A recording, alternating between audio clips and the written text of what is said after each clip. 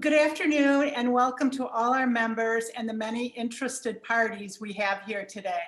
I'm Marcy Kerr. I'm the Executive Director of the Lake Forest Preservation Foundation.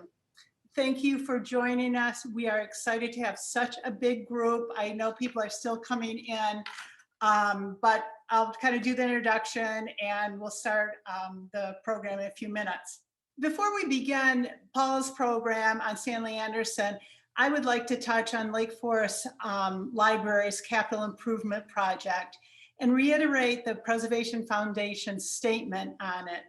The Lake Forest Preservation Foundation recognizes that changing needs and technologies of the library necessitate modernizing and perhaps expanding the building. However, we are greatly concerned about the proposed addition's overall size and architectural compatibility with the building's original historic 1931 classical design as represented in preliminary plans introduced by the library board. As stated in our spring newsletter, the foundation is asking the library, the city council, and the community to give careful consideration to the following 3 points. Number one, fixing the dome. It has been wrapped in a white tarp for 3 years. It is paramount to this discussion.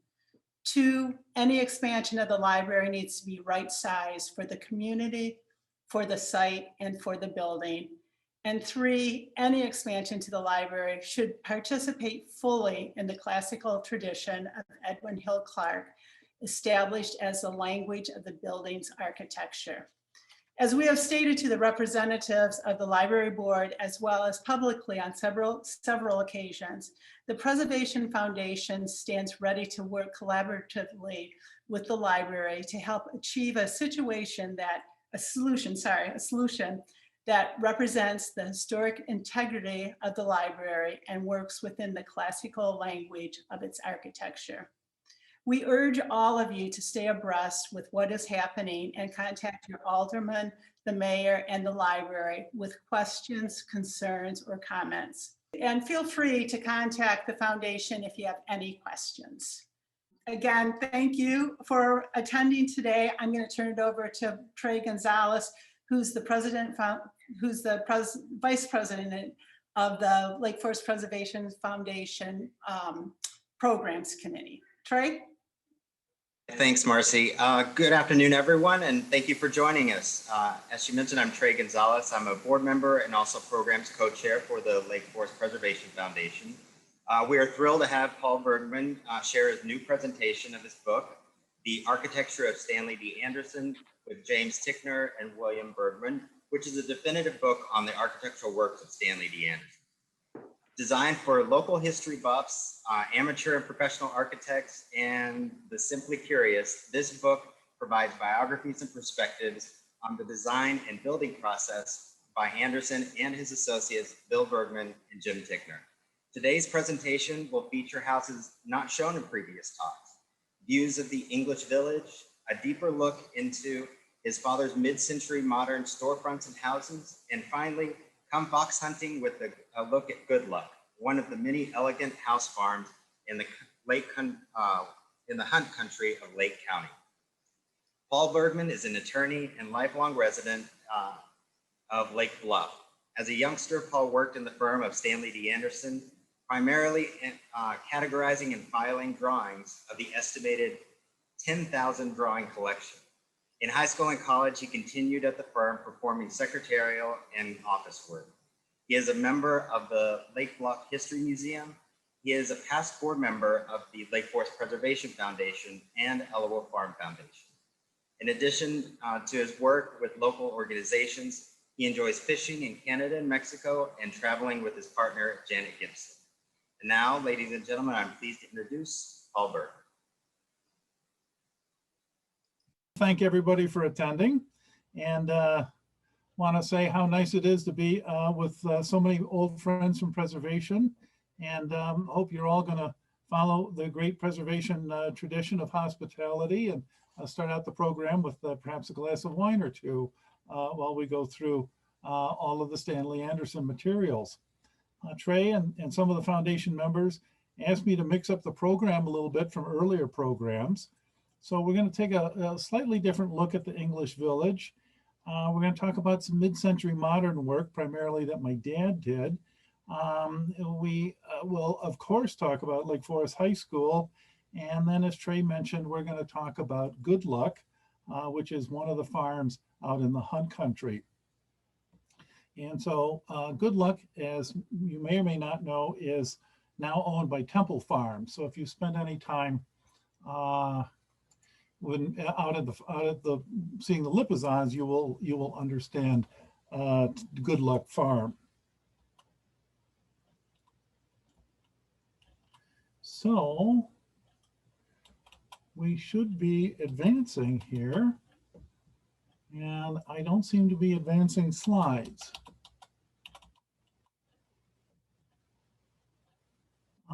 Can someone help me out and tell me why the slides are not advancing? Oh, there we go. All right. So here we go. Let me introduce our three architects. On the center is Stanley Anderson. This photograph is dated about 1946. Stanley was born in Lake Forest, attended Lake Forest College and the University of Illinois for its architecture program. He later attended the École des Beaux-Arts in Paris. On the right is his pre-World War II partner, Jim Tickner. He was from Peoria, and he and Stanley met at the University of Illinois, and they served in World War I together. He joined the firm with Stanley in the beginning, excuse me, and then left in 1946. On the left is my dad, Bill Bergman, and he joined Stanley in 1946 after the war, and he is a generation younger than Anderson. He received his degree of architecture from the University of Minnesota. Now, just for context, Anderson is 22 years older than Bill Bergman. And so as we get started, I wanted to give you a little direction as to where we're going. And I've broken the lecture down into a couple of parts so that you can follow the transitions in the firm's work. I'm not going to show you all 15 chapters in the book because we don't have that much time. And the Anderson firm was very prolific. So we're going to look at the English Village. We're going to spend some time looking at country Georgian properties, especially King Brevard. We're going to then take a look at the high school, then out to Good Luck, and then take a look at the new village, and then finally finish with talking about the Bill Bergman years. So we start in 1925, 1930, and in 5 years, Anderson is going to rebuild all of downtown Lake Forest to look like an English village. This is the Anderson Building on Western Avenue, about 1905, 1906. The Anderson Building is the long double row of windows that you see sort of in the center left of the screen. The family dry goods store occupied the first floor. And the second floor was an open meeting hall for town meetings and dances. And Stanley's father, Will, ran the dry goods store. But I want you to see the higgledy-piggledy collection of storefronts.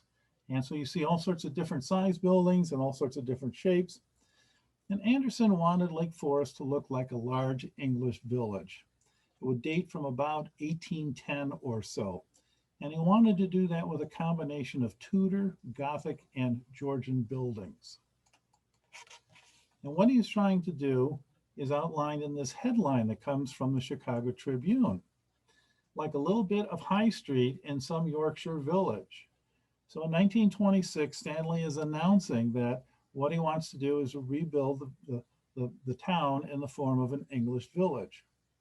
And in 5 years' time, he will build a whole series of buildings in downtown Lake Forest. And essentially what he is trying to do is to connect Market Square to the Deer Path Inn. And so he begins with this small building, which in the firm's parlance became known as the East of Theater Building. And this is the first of the buildings, the first of 7 buildings that are all done in the English styles. And this little Georgian building is the connector building that goes to the Anderson Truss building that you see on the very far right, and then the Anderson Deer Path Theater building that you see on the left. But this is the first of Stanley trying to make downtown Lake Bluff look like the Cotswolds of Stow-on-Wold or Tewksbury. Now, what I want to do is show you a little bit of the detail. And since this audience is the Preservation Foundation, I want to show you much of the detail in the Anderson buildings in downtown Lake Forest. This is the main doorway for the East of Theater building. And I want you to notice the classical forms, the pedimented door head, the curved transom window, and all the tall fluted pilasters flanking the door. This is a very classical doorway. And living in Lake Forest, we are surrounded by exquisite architecture and beauty. And we have so much of it, we become blind to it and we stop looking at it. So I want to emphasize this door case so that we start looking at the details. The next building we get to is the Fry and Udell Building. This is a Tudor style building. Fry was the local plumber and Udell was the local printer. Udell printed the Lake Forester, amongst other things. The next building we get to is the C.T. Gunn Building. This is now Midwest Bank. Charles Gunn ran the local grocery store. This was later an A&P. And the building is remarkable in that it has been heavily remodeled several times. It was originally only had 2 gables, and the hooded door with stone surround was between the 2 gables, right about where you see the light post in the photograph. The door, with all its masonry, was moved to the left side of the building in 1933. In the 1980s, the building was again substantially revised, now with a 3rd gable, which you see on the far right.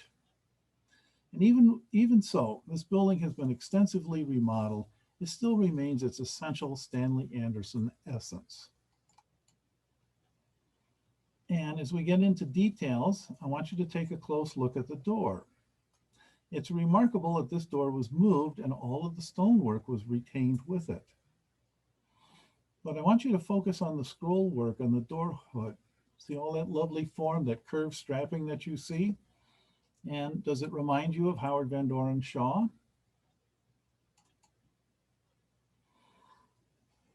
Well, here's a gable on your left from Shaw's Market Square. On the right is the original detail drawing for the Gunn doorway. Anderson is paying homage to his mentor and unifying his English village theory. The brown on the drawing that you see are chemical burns from storing almost 100-year-old drawings in the drawing collection. But you can see how the drawing of the door and the Shaw's work from a decade earlier are very close in design. Now, the next building we're going to look at is the Eastwood Building. And this small storefront has had many stores in it over time. It's on Bank Lane, next to the Market House restaurant. And this is part of Anderson's efforts to connect the Deer Path Inn to the south to Market Square on the north. And Anderson is converting Bank Lane into an English mews, which is sort of a narrow London back street that you find. Then in 1927, Stanley completed the Deer Path Theater building, and this visually connects the Deer Path Inn a block to the south to Market Square a block on the north. And it really forms the basis of Bank Lane being the connector street between Market Square and the Deer Path Inn. And this view shows you in the heart of the village. This view is taken from about 1935. And the movie that's showing at the theater is called We're in the Money Now, which was a very popular movie in the bottom of the Depression. And by the way, the Anderson offices were right over the movie marquee and then a little bit to the left. And so as a child, I could look out the windows and look directly into the movie marquee. And so then here is the interior, which is now sadly long gone, of the Deer Path Theater. And how many of us remember Saturday mornings or later as teenagers going out on Saturday night dates? Sadly, this all disappeared in the 1980s. And as part of Stanley's work, part of Anderson and Tickner's work in remodeling downtown Lake Forest, they remodeled the police and fire building in 1929. Anderson moved the police and fire departments out of City Hall and down the street to this building. The left side of the building is what was the city tool shed, built in approximately 1900 by Charles Frost.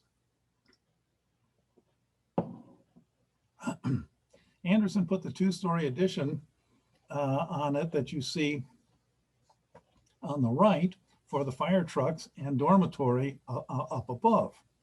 The back of this building backs onto Market Square and Bank Lane, and it is central to the it's a central part of the English Village.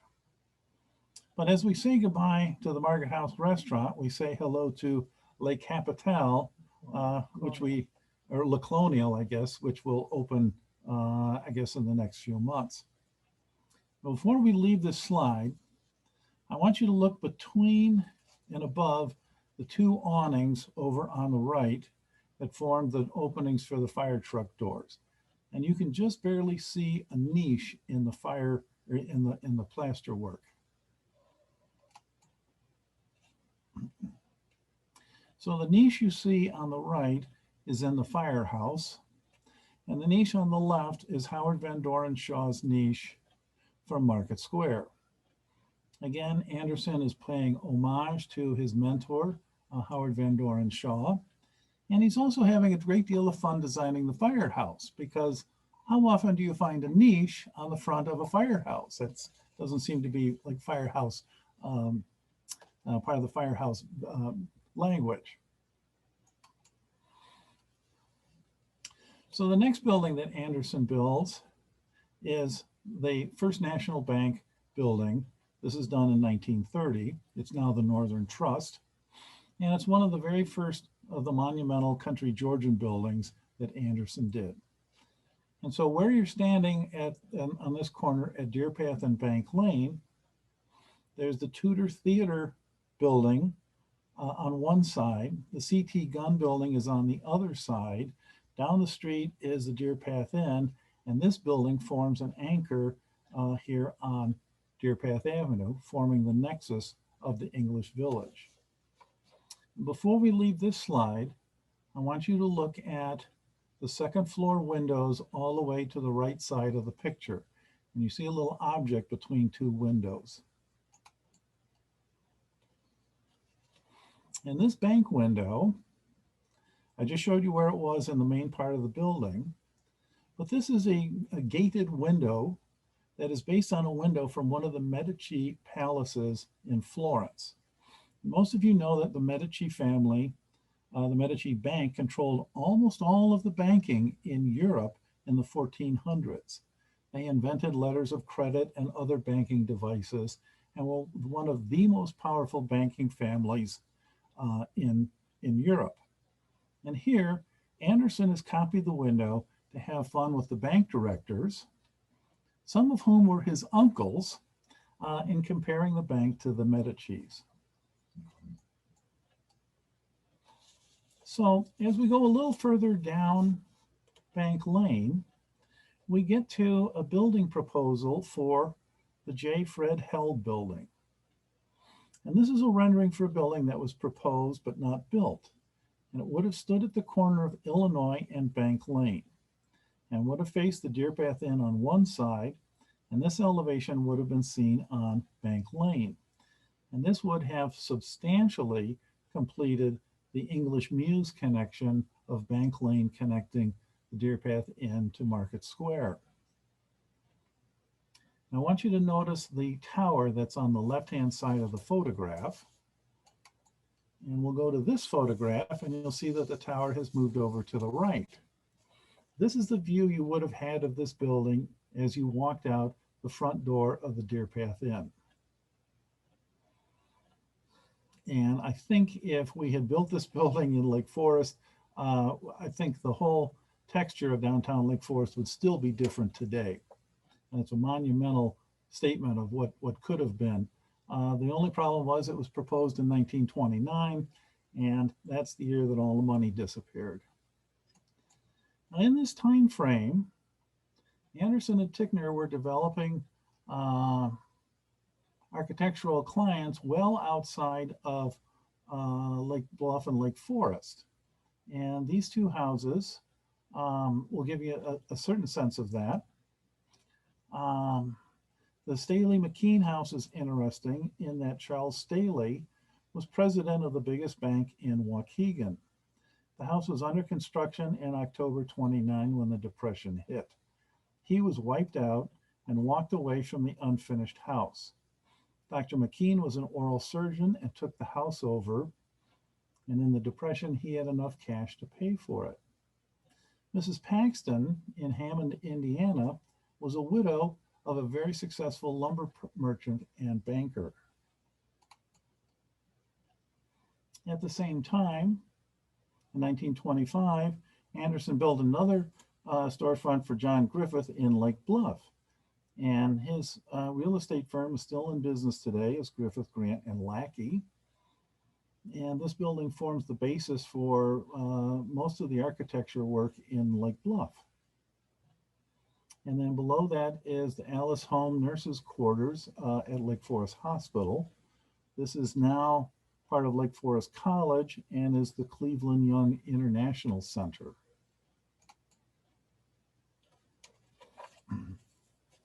And the upper house here is the E.E. Tolman House in Ivanhoe, Illinois.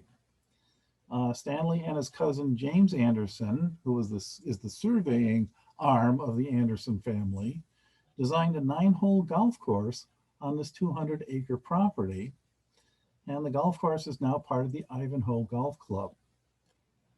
And Frank Hibbard built this house on the 10th green at Shore Acres, and the name of the house is Out of Bounds. Hibbard was president of Hibbard, Spencer, and Bartlett, the wholesalers that later became True Value Hardwares.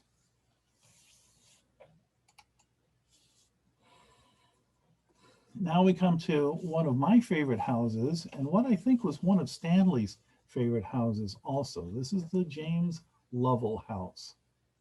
And this is a French Norman style house.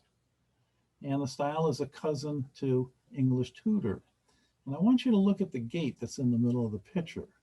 I always think of the French Norman as being a bit more rounded and a bit more romantic in styling than English Tudor.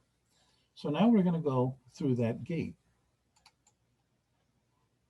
And here's a view just peeking through the gate into the courtyard. Notice the iron gate and also notice the beautiful stair tower. French Norman houses are country houses and tend to be fortresses as well as elegant homes. And the gates and the ironwork and all were to guard against having robbers and villains breaking into the house. And the house has a galleried living room. And I'm showing you a lower view of the living room. And you can see the huge trusses in the ceiling and the gallery. And here's the reverse view, looking through the gallery, or standing on the gallery and looking through the trusses. And I have a book from Anderson's library that describes how to assemble and build French truss work. Stanley undoubtedly used that when he designed this house. And then keeping with the concept of a guardhouse, or a very elegant guardhouse. This is the iron grillwork from the front door and follows the theme that the house was both a palace and a fortress. And we're going to spend just one moment with Deer Path Hill Estates. As most of you know, while Anderson and Tickner were rebuilding downtown Lake Forest and building houses all over Lake Forest, they were also building an upscale subdivision, Deer Path Hill Estates, for Henry Turnbull. And so apologies to Trey and Kip, and to Jim and Elaine. I know both of you, both couples have Deerpath Hill Estate houses, and we're going to have to take a look at the gates and the Moon Gate, and then move into the Country Georgian era. So this takes us to the end of the English Village era. The stock market crashed and the world changed forever. And the English cottage styles that we've seen died out almost instantly. It's very strange to see how fast the interest in the English styles changed in such a dramatic fashion. And as I showed you earlier, this is the first national bank done in 1930. And this is the first of Anderson's really well-known Country Georgian buildings. It's part of the English Village. And I want you to notice the triangular form on the face of the bank. For non-architects in the audience, the form is called a pediment in architectural terms. And you will see this all throughout the rest of this program. It will repeat practically everywhere in almost all of their buildings. And I may be old-fashioned, but whenever I'm in downtown Lake Forest, or at least in pre-COVID days, I always try to do my banking in the main banking room because this is such an elegant room. And this room is originally paneled in oak paneling, and the Northern Truss painted the woodwork in the 1990s. So if you have a few moments and you can get back into the bank, go in, do your banking, and then go through the lobby and then go down the stairs to the vault room and admire this beautiful wrought iron gate in the vault area. And then in 1962, my dad put this addition on the bank, and it was built in two phases. The first two floors were built in 1962, and the third floor, housing a cafeteria, was built in 1968.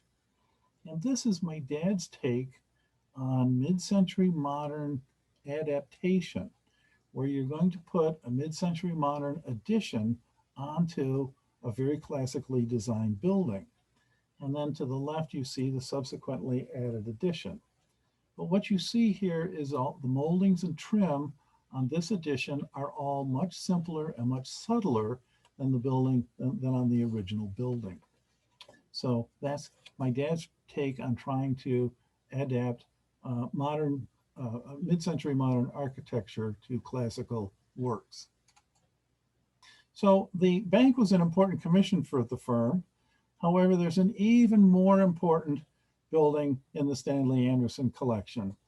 As the Depression closed in, Georgian architecture became very popular, as I just mentioned, and it is King Brevard that really sets the base and refinement for Stanley's extraordinarily popular Country Georgian style. Suzanne King Brevard died in 1928 and left an extensive trust fund, approximately $4 million, to build and endow a retirement home for elderly women. Her endowment built this 80-room retirement home for spinsters of gentle birth and good breeding. And this is a send-up headline that the Tribune has added. And if you translate it, it actually means women over the age of 60, widow or unmarried, and without funds. And so if you were a woman who was admitted to live here, you lived here for free for the rest of your life. And so here is the front facade. It was begun at 1932 at the very bottom of the Depression. And here you can see the formal temple front with the triangular pediment over the entrance. And I want you to notice the oculus window and small dormers. This is all part of the highly developed sense of scale that the firm used. And this is a huge facility that doesn't look overpowering. You like the size of the building because it's appropriately scaled. And in this slide, you'll get a better view of the pediment and oculus window. And notice the swan's neck scroll over the front door. Anderson, Tickner, Bergman, and all the draftsmen in the firm would describe this as Country Georgian, what we might classify as either American colonial, federal, Georgian, Regency, all of those design forms, they could all wrap into this concept of country Georgian. They understood that they were mixing a lot of designs with the phrase, but still this is part of their vernacular. And so here's a side view of the building, and this really begins to give you a sense of the size of the building. You'll notice the different types of wall designs. On the left, there's stone. In the center, there's red brick. And then to the right, there's stone and shingles. And this gives the impression that it was built at different times, when in fact, it's all one building. And this is part of the country Georgian style. So this is now a co-ed facility, and I am told it's one of the finest facilities in the country of its type. So here is Suzanne King Brevard. When she was a debutante in the 1880s, she was known for her exquisite and very stylish clothing. Her Titian red hair is always mentioned when describing her as one of the most beautiful debutantes of the times. She married Edmond Brevard, a French diplomat, after meeting him in the 1893 exhibition. They then spent about 15 years traveling through his various diplomatic assignments, which included Cuba, South America, Switzerland, and Italy. And they ended up retiring to Switzerland, where they were living in Lausanne, where he died. And she moved back. She was moving back to New York when she died. And the wind vane that you see is designed by Anderson and is part of his whimsy. He is gently chiding Suzanne's high-style dress with a hoop skirt and showing her love of corgi dogs. And so here we get a view of the dining room. You can see one, it's a huge room, and it has these monumental cornices and pediments. And these are all design motifs that come from the early Georgian period. And if we take a closer view of the fireplace, I want you to see the swan's neck scroll over the fireplace. And this matches the swan's neck scroll over the front door. And Mrs. Mckeen was an English house mistress who ran King Brevard in the 1930s and 40s. And she ran a very formal household. She required that all the women coming down to dine be fully dressed in skirts, heels, and makeup. If residents didn't want to dress, they would be served in their rooms. And this is the great room at King Brevard. It's paneled in knotty pine, and you can see the huge trussed ceiling and monumental fireplace. Mrs. Mckeen had a house rule that no male visitors were allowed above the first floor. And with a great room like this, you could be perfectly comfortable here. I don't know, you wouldn't have to go upstairs. And so here's a look at the back of the building. Again, here's the triangular pediment for this very large garden and parterre area. And notice the two-story porches just below the pediment. And I've been to a reception in this garden, and this is just an exquisite place to be. It's just a beautiful garden. And so as we leave King Brevard, I want to show you a detail of the wrought iron fence work in the garden. And then we're going to take a look at some of the houses from the 1930s. This is the Walter Wecker house. It's in Bannockburn. Walter Wecker was the president of the Marquette Cement Company, and during his time, he expanded the company to a major cement dealer across the upper Midwest. And this house is designed by James Tickner, and it turns out that this house is his life's work.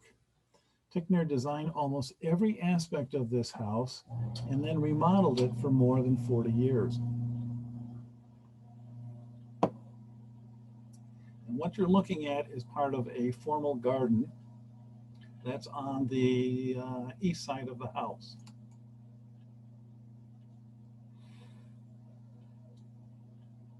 Here's the central hallway. The garden, the door on the right is the living room. On the left is the stairwell, and then directly ahead is the dining room.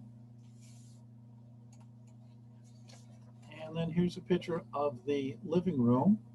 I want you to notice the paneled wall surrounding the fireplace. It has hand-carved linen fold panels in it. They're linen fold panels that are highly similar to ones at the First Presbyterian Church in Lake Forest. And on the left is a door that goes out to the garden, and on the right is a very cozy window seat. There's a radiator underneath the window seat, so on a winter's day, this would be a very warm and cozy place to sit and read. And here are two views of the outside. Mrs. Wecker had extensive gardens, and according to reports, she had several acres of rose gardens. On the left is the greenhouse facility. There's a little house there, a little potting house along with the greenhouse. And then her tea garden is on the right. And Tickner designed the tea house directly across from Mrs. Tickner's bedroom windows. She could get up in the morning and look out her bedroom windows and look into this garden. And so then we get to the Paul McBride house. And this is a house that you've not seen before, but this is a house done in 1935. McBride was an investment banker and bond broker, and he was one of the bond brokers that financed the growth of the city of Chicago. And one of the things that the entire firm prided itself on was its masonry work. We're going to see that when we get to the high school also. They only hired the best masons in the area and then demanded the best work from them. And we'll see that again at the high school. But I want you to take a look at this. If you want to spend a lot of money, tell your mason that you want a window in the middle of your chimney. And I want you to notice not only the window, but the carved stove brackets that are on the same level as the window, and then the pedimental form above the window that's in the chimney. And having seen the chimney from the outside, here's the fireplace in the living room. And you can notice the extensive cornice work and plaster molding around the fireplace. And then here is a Hedrick Blessing photograph of the dining room, complete with china cabinets. And then we find our way off to Lake Forest High School. And this is the third of Stanley's great country Georgian buildings. And I've devoted an entire chapter in the book to the high school, as I thought this would make a good example of the detail work that goes into into building a Stanley Anderson building. And so there are literally thousands of high school alumni that know that they graduated from a very special school. 2017 Architectural Digest declared Lake Forest High School to be the prettiest school in Illinois.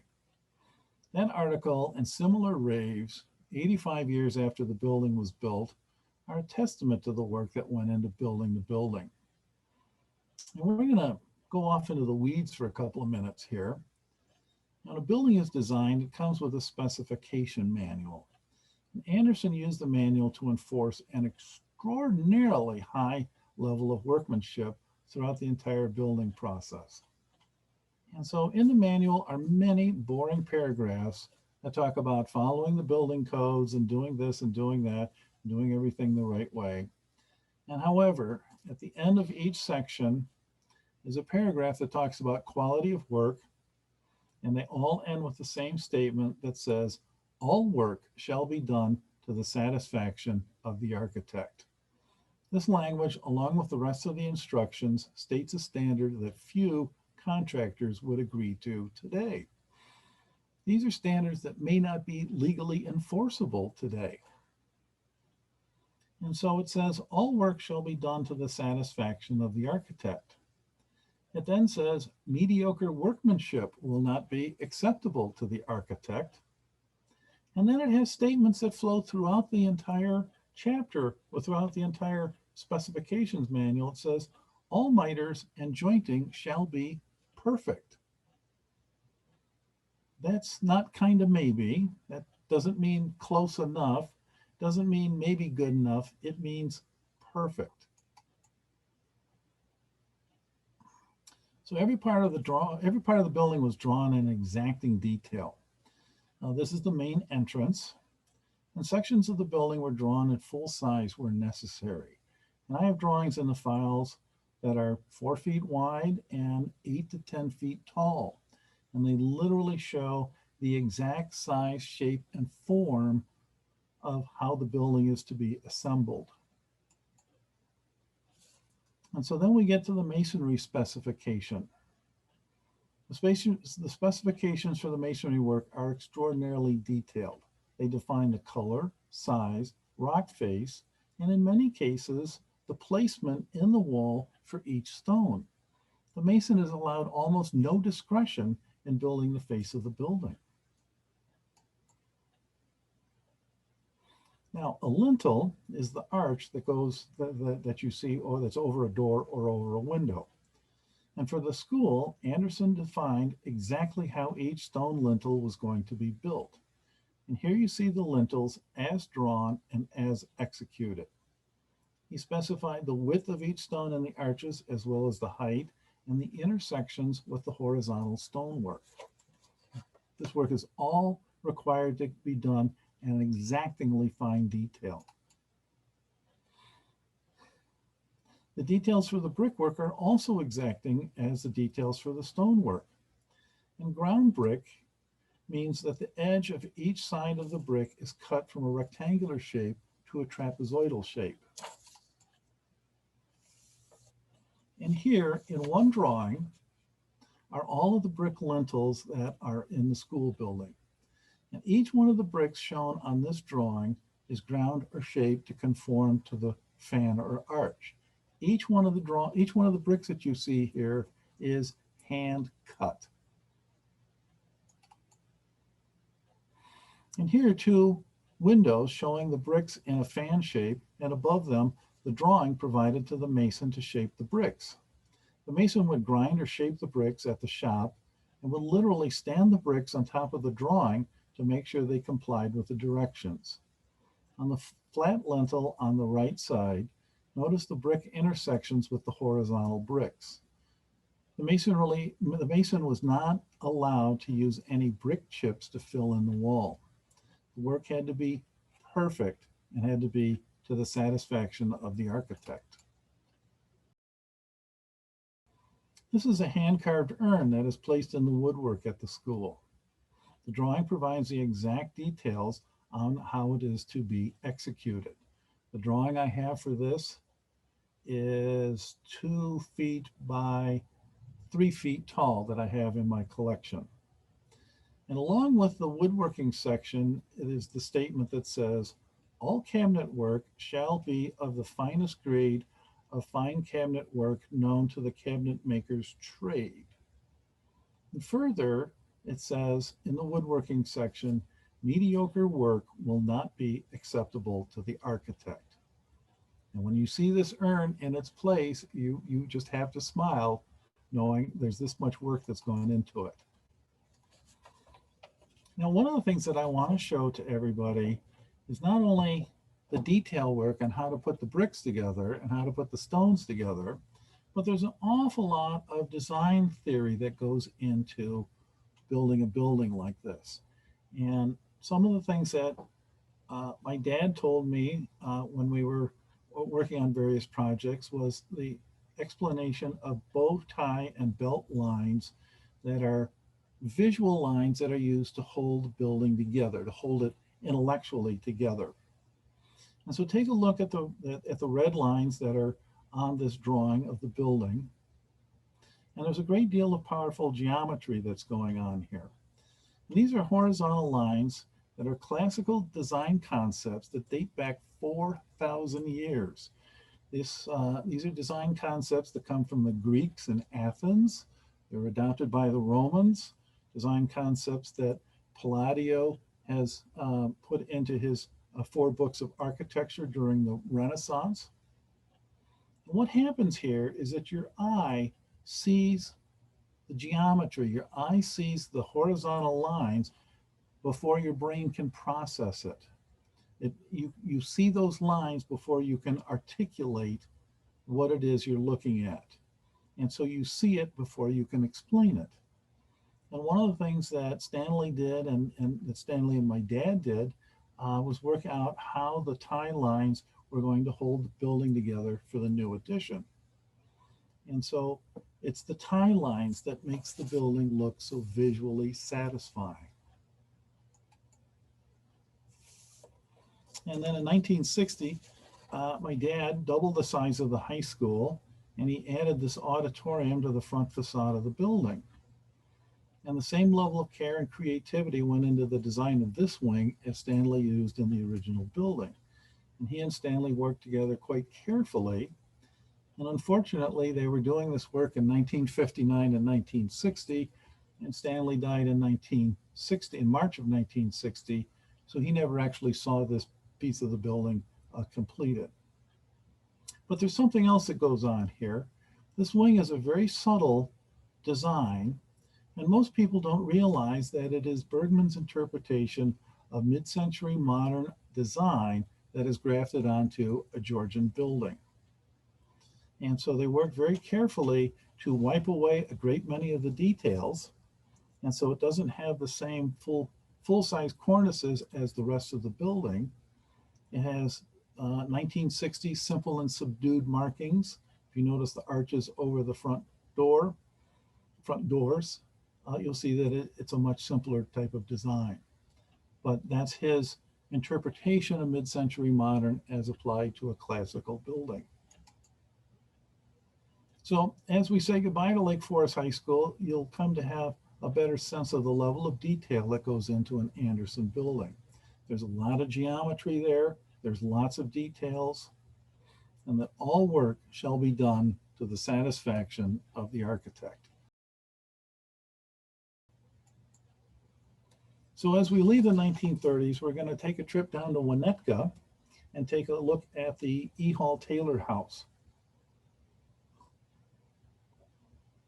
In 1941, Anderson began work on a huge house on the lakefront in Winnetka for E. Hall Taylor.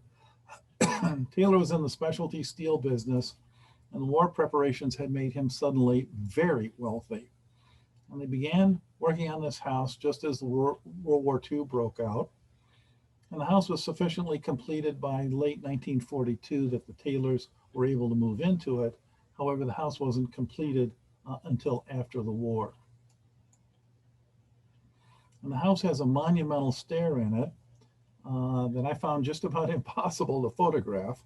The entire stair hall is a curved oval shape. And you'll notice that the entranceway that you see under the stair and the door that's under the stair are both curved. And then I want you to also notice the Palace de Fontainebleau pattern floor in the house. And then we take a look up the stair to see the spider web skylight up at the top of the stairwell. And then this takes us to a trip out to the hunt country. So we're going to shift gears and talk about fox hunting. And this was a big part of the romance of the firm.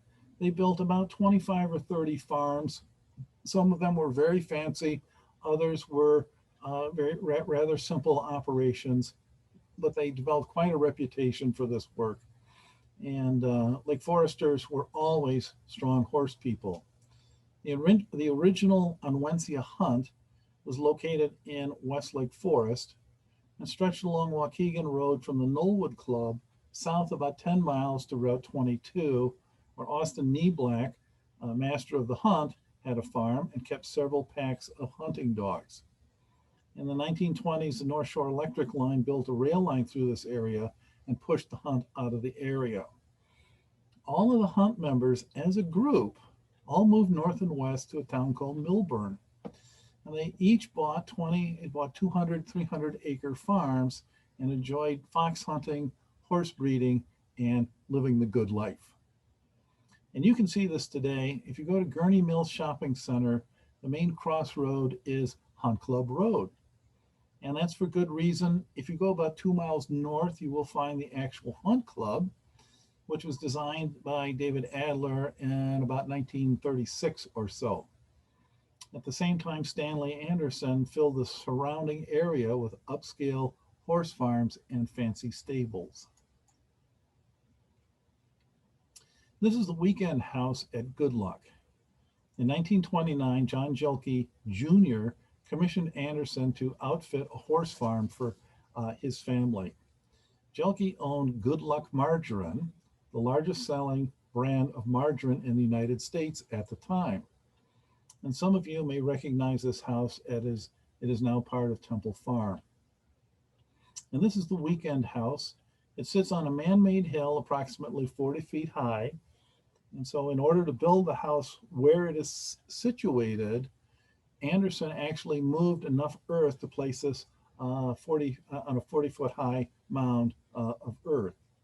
It was used on weekends and for parties, as the Jelkes had already had their own big house in Lake Forest. In the 1970s, my dad and I converted the garage in this house into a serving kitchen so that the caterers could serve large gatherings. At the same time he was building this house, he was building 4 other farms within about a 4-mile radius. This included Dixfield for the A.B. Dick family and the R. Douglas Stewart farm for the Stewart family. And the firm would continue to build stables in this area for decades. And this is the front of the stable, that this faces the main house. And you can see it's down the hill. And on the left, you can see a little apple orchard. My dad got into a great deal of trouble with the Austrian riders for picking apples and feeding them to the horses. He was told that horses are very jealous animals, and they could smell when just one horse got an apple when the others didn't.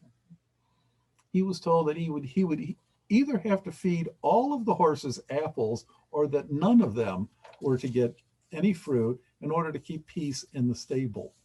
So my dad was rather chastened at that. And so this is the rear view of the stable. The stable is designed with angled wings so that groups of horses can be held in secluded areas. Since horses are very social animals, you don't want the whole group together. It's best to keep them in smaller groups. And this is a stable, not a barn. It only houses horses. The Jelkes had no cattle and no dairy operations. They were riders and didn't do much in the way of farming. And so then here's a close-up view of the main entrance to the stable. And we're going to go through that door. And here's a montage of the stable interior. In one, you can see that we have a Lipizzan horse poking his nose up to the grill work. And the stable holds approximately 40 horses when filled to capacity. You can see the long hallways leading to the groups of box stalls. And the ironwork on top of the box stalls is a specialty of the firm. The ornate ironwork is typical of all of the firm's stables. And then also note the cross-hatched floor. The cross-hatching gives the horses traction against their steel horseshoes. And then this is the tack room where the saddles, bridles, and riding gear is stored. And for people, this is the most important room in the stable. All the horse gear is stored here. And often it's the only room in the stable that's heated. And all the tack must be cleaned and oiled after each time that it's used. So here are some pictures of the Temple Lipizzans. Good Luck is now the center of the Lipizzan horse training for Temple Farms. And here's a couple of views of these magnificent animals. The 2 upper horses are performing the courbette, which is one of the airs above grounds, with their forelegs in the air with a mounted rider. The horse in the lower left is performing a stylized prancing walk, and the house in the background is not a Stanley Anderson house, it's the White House. And the Temple Lipizzans are performing for one of the Nixon inaugurations. And on the lower right shows that Lipizzans are born with black hair that turns white with age. And something that I think I'm doing also, born with darker hair, it's turning white with age here.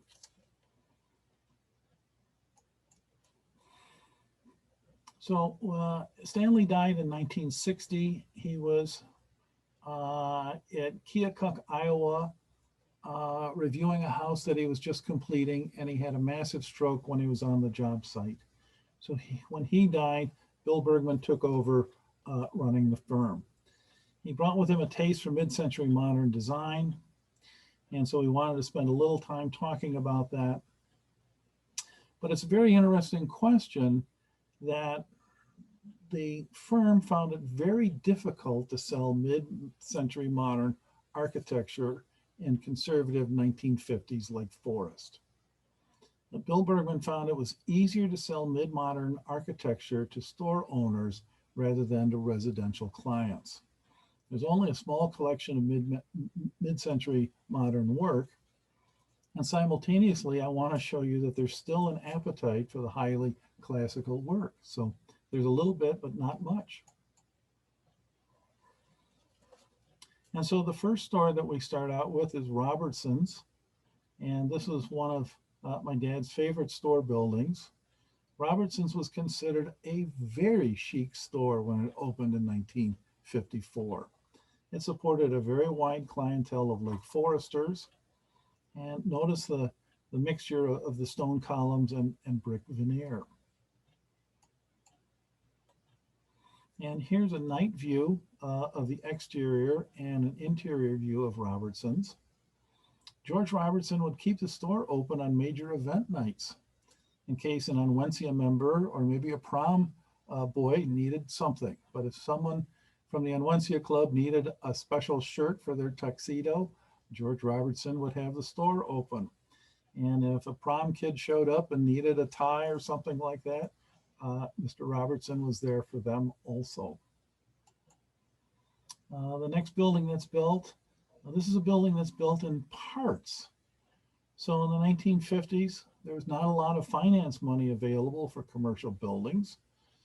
And my dad built this for a developer named Clay Lichtenstein in 3 sections. The center section was built first, and then the wings on either side in the years that followed. And to differentiate the storefronts, Bergman added a different metal door hood for each entrance. And this is a close-up of the flower shop. This was the last addition to the building.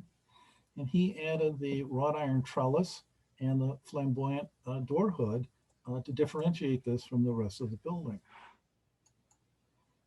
Now, other storefronts that were built at the time, there's the H.T. Stringer Building.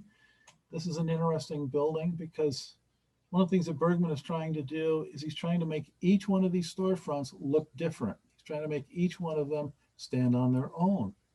And the Stringer Building, now Ferentino's Pizza, is built with what's called split brick.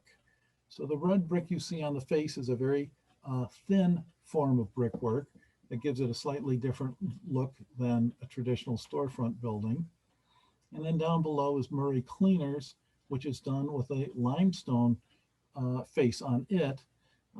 These 2 buildings are only a couple of storefronts apart from each other, yet they're completely different in styles. One of the few mid-century modern houses that Bergman did complete is the Edward Sims house, and this is in Lake Bluff. And this house is built on the intersection of 2 ravines, and it was really one of Bill Bergman's favorite houses because it followed so much of the mid-century modern ethos that was so popular at the time. And the house was designed for a dedicated amateur musician. It has very high ceilings for better classical music acoustics. The owner hosted many Mozart and Beethoven quartets on a regular basis. He was an accomplished amateur flutist. And you can see the living room is mid-century modern simple. There are no cornices or details. The fireplace is very simple. The only ornamentation in the room is the redwood beams and floor-to-ceiling glass windows. And while this is a very simple building, notice all of the classical furniture that you see in the living room and dining room. And as I said, this is on a very heavy wooded lot, but you can see that it still has a great deal of sunshine. Now, at the same time, Stanley is trying to make his mid-century modern statement, and he's going to do most of this down at the Port Royal development in Naples, Florida. A former Lake Forest client, Glenn Sample, had started Port Royal, and Anderson designed 3 houses in this development. The houses were all low-slung, one-story houses. Each was done with a butterfly floor plan so that each room had either a view of the sea or open sea breezes. The center living area opened onto the channel and dock. And pictured at the bottom is a not very good aerial photograph that shows you the butterfly floor plan. And it also shows you the dock with yachts parked in the slips. And so a feature of the development is that all of the houses in this development have deep water docks. So while they're doing this kind of mid-century modern work, Bill Bergman then also begins design for Mrs. Huntington Henry's house in 1954. And so he did this as a French provincial style for Mrs. Henry and her daughter. The classical styling was still highly popular in Lake Forest in the 1950s. And this small jewel of a house sits on almost 2 acres of land. It is intentionally small to mimic the small urban 18th century houses found in the environs around Versailles. And so as we go inside, we can see the main stair. This is Bergman's take on the spiral stair.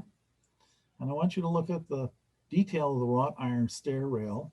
Bergman studied French architectural details for several months before beginning the design work on the house. And here's a close-up view of the baluster. All of the wrought iron here is handmade and based on French patterns. And here's the living room, and you can see there's nothing mid-century modern about this. There's plenty of moldings in here. The moldings are all French in style, and they are all cast in place, handmade plaster moldings. This is a very expensive and almost lost construction technique today. And I also want you to notice all the color in the room. The owner was an absolutely flamboyant interior decorator. And so here, I wanted to show you the kitchen. And this house is done in just a riot of color. All of the robin's egg blue cabinetry was just superb. And then all of the tiles were collected in France by the owner. And so I mentioned that Stanley had passed away working on a house in Keokuk, Iowa. This is the house that he was working on. The house was almost completed. It was in its final stages of work when he went out there. He flew out there in the owner's private airplane and suffered a massive stroke. And here's a view of the house as it sits on the bluff of the Mississippi River. And so with the death of Stanley, the name of the firm was changed to Stanley D. Anderson Associates. This was the same name choice as when Howard Van Doren Shaw had died in 1925. Bergman took over as the principal architect, and the firm went on for another 30 years. And so again, in 1960, they're working on the high school, and at the same time, Bergman begins design work for the 580 Bank Lane building. And the 580 Bank building was considered the largest new building in Lake Forest since Market Square had been built in 1916. And it was built on the site where Anderson was going to build the J. Froude Head building in 1929. And this is Bergman's largest and most decidedly mid-century modern building. And it was rather controversial when it was built. A lot of people thought it was too modern. And we look at it today and say, it's sort of 1960s and there it is. But it was fairly controversial when it was built. And so Bergman tried to keep the Bank Lane connection that Stanley had envisioned with his earlier English village concept in the 1920s. He kept the building step back from the sidewalk and tried to create this boulevard concept so that you could still try and connect the Deer Path Inn to Deer Path and connect it on to Market Square. So still trying to follow through on Stanley's concept. They tried to keep the building in an environment where this concept of unity in town was kept in place. And then in 1964, my dad did the Roy Gregory Building. This is at the very north end of Western Avenue. As you can see, this is a pure mid-century modern building. Roy Gregory ran the local HVAC shop, and he worked with Bergman very closely on many projects. And the sheet metal shop is in the back of this building. The storefronts are in the front, and then there are several apartments on the third floor. And then in 1964, they built the Belvedere down at Lake Forest Beach. And this is the new access and public comfort station for Lake Forest Beach. And Bergman is doing something here again. He's doing a rather intellectual combination of styles. He's combining the Beaux-Arts concept of Les Marches for the stairs that progress down the bluff. And then he is adding a cladding of mid-century modern rusticated concrete blocks that don't have any ornamentation. And what he's trying to do here is to emphasize the progression or movement from the top of the bluff down to the bottom. And he wants to emphasize that sense of movement, that drama of moving from one space to the other, while essentially de-emphasizing the building. After all, the building is a public restroom, and so he's trying to make that essentially disappear, but at the same time make the stairs seem to be the most important part of the building. And so it has this very elegant stair. And the rusticated stone turns out to have been a very good choice for the building. It was finished in 1964, and that fall, it was very badly spray painted by vandals. And having all of the rusticated stone allowed them to come out and clean the building in a much easier fashion.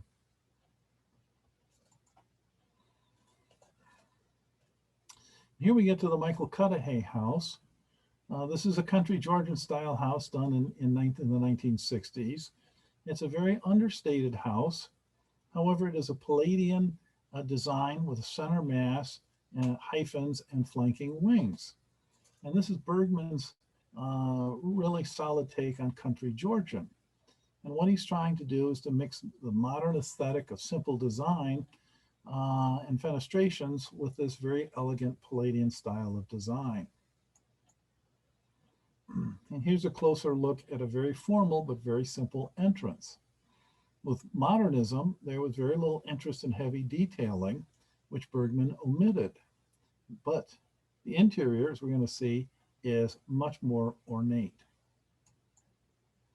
And so as we go into the living room, you can see this is a room with developed cornices, beautiful wood floors. Here's the fireplace. Notice all of the moldings that go around the fireplace breastwork and the cornice, the intricate cornice work. This house is far more detailed on the interior than the exterior would indicate. And here we get to the last house that we're going to have in our program today. This is the Sewell and Shirley Gardner house from 1969. And Bergman and the Gardners called this house their California modern house. The windows in the house were custom made in California and were the largest thermopane windows available in the country at the time. And so they developed the California modern nickname for the house from the windows. But with other houses in the era, the exterior might be simple, but the interiors has still had lovely details and lovely cornice work. So here's the central stair. And Mrs. Gardner was Mrs. Shirley Keith Gardner. And her stepmother was Mrs. Stanley Keith, who was also known as Mrs. Kersey Coates Reed. And Mrs. Reed Keith had a house designed by David Adler on Lake Road.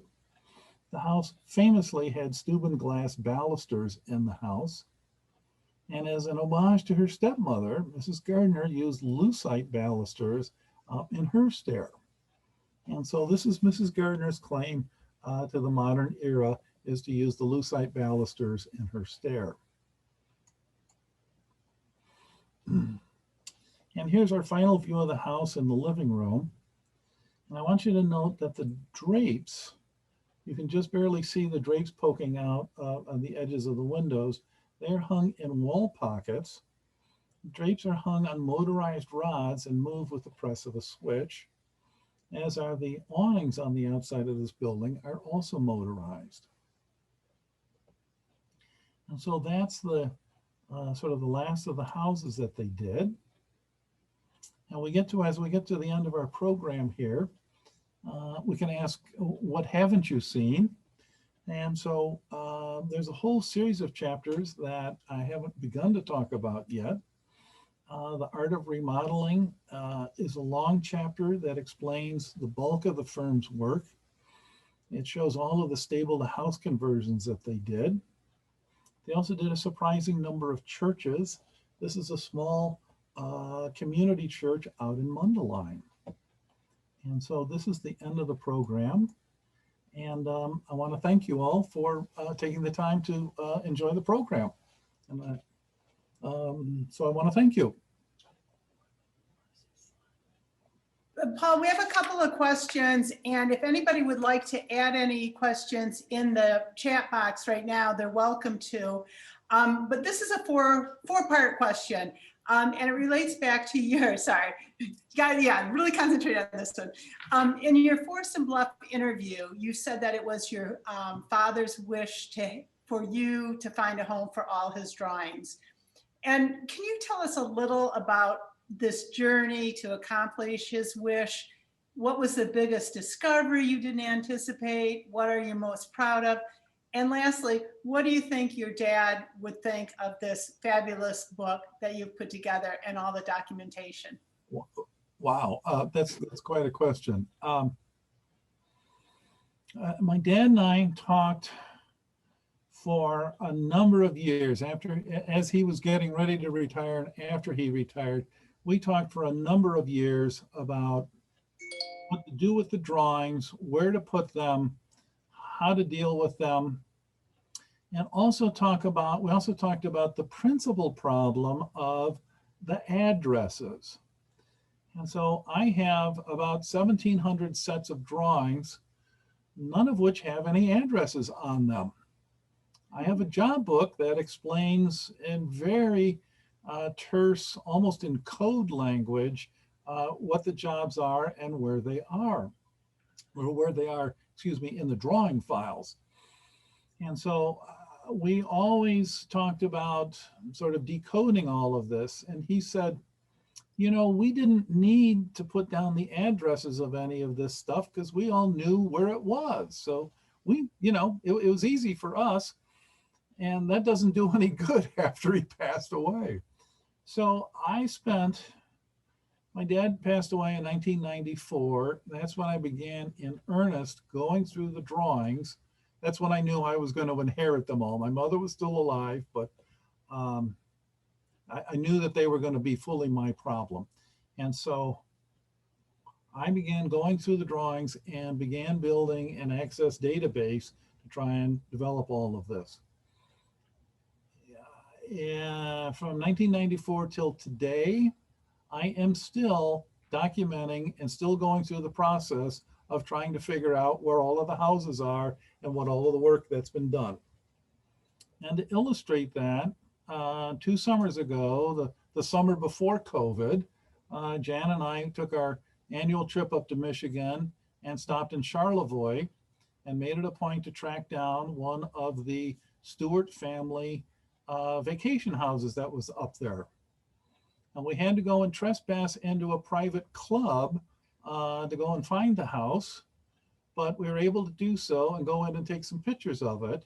And so that would be 2019 that we did that. I still am finding and discovering the houses that are in the collection. The firm has done so much work, it's just taken forever to try and find all of the houses and figure out where they are.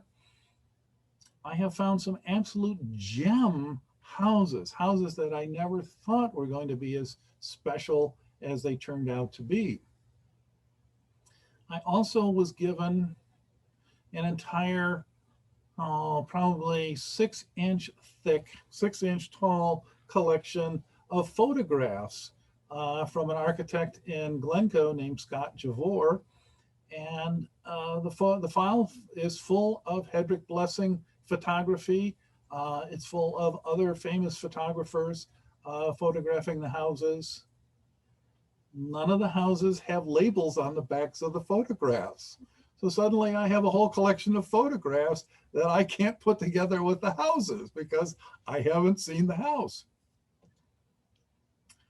I have a picture of the most beautiful floating stairway. It's a house, it's a wonderful curved stair that comes down in a beautiful arc. It's a Hedrick Blessing photograph. It's photographed from the bottom up with that wonderful ethereal lighting that Hedrick Blessing was so good at doing. I hadn't a clue what house that was in. About 3 or 4 years ago, I woke up in the middle of the night and said, I think the Shorney house in River Forest has a circular stair in it. Rolled over, went back to sleep, got up the next morning. First thing I did, in my jammies and bare feet, came down here in the basement and looked it up. And sure enough, got the photograph out, got the drawings out and said, oh, they match. Okay, it's taken years of epiphanies like that and years of little discoveries like that to put things together and figure out what's what and where is where. So it's a process that has taken just ages to go through. And I also have to be quite honest, I've put this project away a couple of times. I've gotten frustrated, irritated with it. In 2008, when the economy and the real estate market collapsed, the book market also collapsed. And so all of the editor people, all of the editors I was talking to and book distributors I was talking to, they said, there's no market. And so I put the project away for 5 years and just let it sit, nothing to be done about it. I originally, right after, in 1992, right after, or 1994, right after my dad passed away, I was going to deep six the entire collection and give it all to the Art Institute and just be done with it. I was an attorney working in Chicago. I had a practice. I worked for a very large insurance brokerage. I had a very successful career, and I knew how big this was and how much is there. And I thought, well, if I could just give this away, we'll just move on. I talked to John Zukowski down at the Art Institute, down at the Burnham Library. And he said, it sounds like you have a fabulous collection. I said, but we've had the David Adler collection for 20 years, and we haven't been able to do anything with it because it hasn't been cataloged. And we'd be happy to talk to you about taking the collection, but you have to catalog it first. Well, that was 1994, and I'm still cataloging stuff. So just in the last couple of weeks, I am still cataloging things and trying to figure out what's what, where's where, and how it all comes together. So I hope, have I covered all four? Yeah, thank you so much for the work that you've actually done to save all this material and make it accessible to other people. So we really appreciate that. Trey, do you have any other questions? And you talked about Is, accessibility. yeah, there was only one other, is that, did you ever think of becoming an architect? My dad asked me to join him in the firm, and I didn't enjoy the drawing. I didn't enjoy the hours spent on the drafting table as much as he did. And so I ended up going to law school rather than going to architecture school. I think both professions are equally as detail oriented. In retrospect, it might have been more fun going into the architecture business, but I made that choice at that point, went to law school instead. Well, great. Any other questions? Sometimes that chat box is a little intimidating. It looks like we have one in the chat. It Okay. says that says, I'm sad when I look at the interiors of Lake Forest High School, so much was removed. Do you know where the materials and fixtures went? Hopefully they were safe somewhere. That's a very painful question. I have asked several times. I've sort of turned into a scavenger of Stanley Anderson stuff. I've been asked a number of times if I would like things out of the Stanley Anderson houses and some of the Stanley Anderson buildings and things that I can take and store. I do. When I was at the high school researching the high school, it turns out the high school has very little historical material regarding the school. And like so many construction projects, when it's time to remove stuff, they just take it out and heave it in the dumpster. There were a whole series of beautiful lanterns in the main hallway at the high school that were swapped out. They were replaced with newer modern lanterns. Some of the lanterns were handmade by a lamp maker named Van Esso that they worked with. And other lamps I can tell from our billing records were from Carson Perry Scott and Marshall Field. And I would love to have one or two of those lanterns. I'd hang them, in the bathroom if I could. And we were told, no, they just, out they go into the dumpster. And it's very painful. One of the things the high school is very unhappy about, they tore out all of the traditional classrooms also. And so all of the rooms that had that beautiful 1935 look to it with all of the dark wood and the slate chalkboards, they tore them out. They have people from the movie and advertising industry that come to them almost every year asking them, do you have a couple of classrooms that we can rent? We'll rent the building, the grounds, and we will film the movie, we'll film the commercial there, but we need a period classroom to work in as well as using the exterior. And having torn all of that out, the high school has lost that little revenue and that little status opportunity of having having having movies shot on campus. Another one, continuing with the high school, there's concern that they want to modernize, replace the windows. How can we avoid this happening?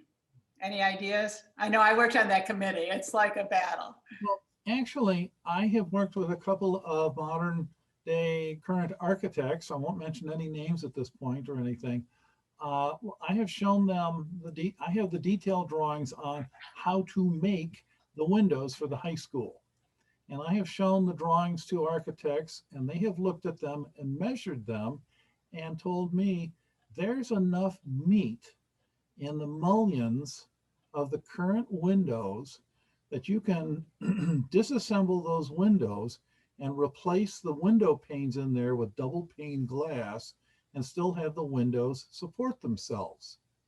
And I would direct everybody in all of Lake Forest and Lake Bluff to go to Lake Forest Library and look at the windows that the Friends of the Library and the library board and whatnot, so they spent the cash to rebuild the huge Edwin Hill Clark double hung windows in the main part of the library.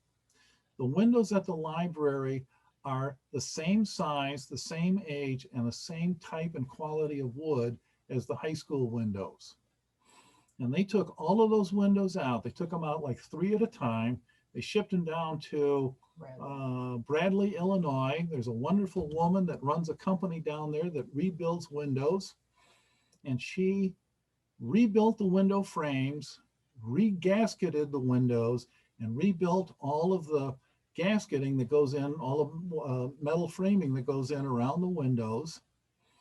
And the library is absolutely tickled pink with their rebuilt windows. They found out not only did it cut down on all of the draftiness in the rooms, it helped rebalance the heating and cooling system at the library. It cut down on the amount of dust coming through the windows. The cleaning staff said thank you because the windowsills didn't get dusty every single day. And then finally, the library noticed that the windows are so much quieter. And as you know, the library is only a block away from Lake Forest train station. The train pulls in, the train is sitting there loading with passengers, and the bell is ringing. And they said, we can only hear half as much bell, only half the volume of the train bell. So there's like 20 good things that come out of rebuilding the windows. So the idea that they have to replace the windows is just something that's just such an old-fashioned and obsolete idea that everybody on the library board needs to man up and realize that those windows are resolvable without having to destroy the face of the building. Can I get off my soapbox now, or do you want some more? Well, I think we got to keep our eye on it. There was one other question that I thought was interesting. Do you remember what kinds of bird's eye wood species, I think, was used in one of the King Muir houses that was found and milled in northern Wisconsin? So the firm used a lot of very fine quality woods. And then one of the things that they did was they used, rather than knotty pine, they would go and get knotty spruce. And knotty spruce is actually a cheap wood that they would go and find up in the North Woods in Wisconsin and lower Canada and whatnot. When you cut the boards, the branches sticking off the knotty spruce are very small. And so when you cut the boards up on knotty pine, you end up with big knots like this on your knotty pine. And you can see, if you look over my shoulder, you can see the knotty pine on the boards in my basement here. The knotty spruce has knots that are the size of the tips of your fingers. It's the little knots are this big, with the knots being no bigger than the tip of your thumb. When you walk into a room done with the knotty spruce, it looks like the room is covered in little dots. Rather than great big brown blotches of the knot marks, it's just these little dots. And the wood was very hard to find. It was very hard to keep in stock. And quite often, when they really wanted it, they would call up the wood mill, who would send a woods walker out into the woods looking for a stand of the trees. If they found a stand of the trees, they'd send the log cutters to cut the trees down and specially bring the logs back to the mill, have them milled, have them brought to Lake Forest, have them then further milled. It was a long, big process that they did, but you could do this back in the 1920s and the 1930s. And if you have a room done in this, it's just splendid. We had a house across the street from the Episcopal Church that had a knotty spruce library in it, and they ended up tearing the house down. And it's one of those things you end up still being heartsick over the fact that they threw something like that away. Again, into the dumpster it went. Well, Paul, I think we've kind of run over our time. Everything is so interesting. And thank you again. What a great book. The chapters and material you covered were so interesting. And for those of you that don't have the book, it is available at the Lake Forest Bookstore. And I'm sure Paul would add an autograph to it if you called him and let him know that you were buying it. So we want to thank you, Paul, so much for taking the time. And also we want to thank the audience for joining us. I did have a screen made up that had the upcoming programs, but we do, if you want to go to our website, we do have some upcoming programs, and also we're adding some additional programs. So we hope that you'll come back and attend some of those. We'd like to move out of this Zoom space, but you know, we're trying to be safe with everybody. And there were a lot of non-members on this call today, and we hope that you'll consider joining the Preservation Foundation. We have so much to accomplish, and we can always use more help. And to our members, we appreciate your continued support as we advocate, educate, and fund for historic preservation. Please, again, I reiterate about the library. It's our current project that we're nervous what's going on. I tried to put the links in the chat. They're in the first box. Unfortunately, they went in there twice, but anyway, they're the links to our website, to the library website, and also to the Boris and Sharon alternative plan that has been put out there. So thank you so much. Trey, do you want to add anything? Just thank you to everyone for attending. Yeah, we really appreciate your support. And thanks again, Paul. Wonderful presentation. Thank you. Thank you to everyone. And Marcy's absolutely right. The library is the biggest item on everybody's agenda at the moment, and we have to make sure that that comes out right. It's as important a building as are all of the Stanley Anderson houses. So thanks. Yeah, definitely. Okay, thank you. All right. Thank you. Bye-bye. Bye.